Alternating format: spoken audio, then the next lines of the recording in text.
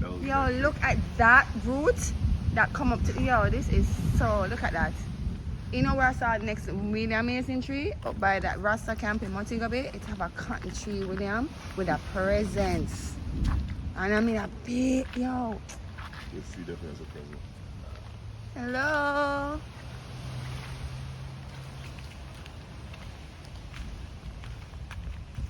Oh my God.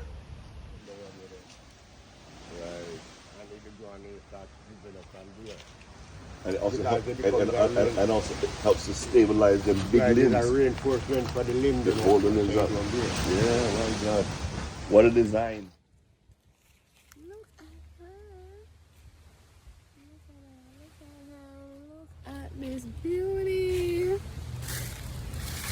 And Uncle Flea. Look at this beauty. Jesus Christ.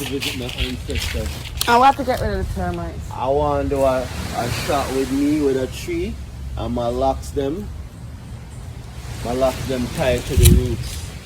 I know where we can do that. I know where we can do that. Like a part of the tree. Trust me, I know where we can do that in Kingston. Well, now, let's do that for Flea. I know exactly where we can do that. Serious. I know the perfect fucking location. Yeah, this is ridiculous. You're welcome. Oh, look at the sunlight there. That's beautiful.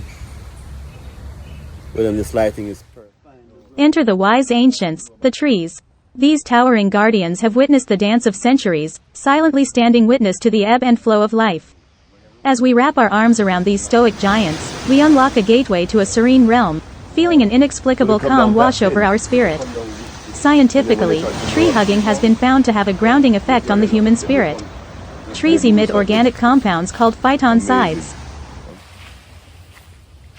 On another adventure.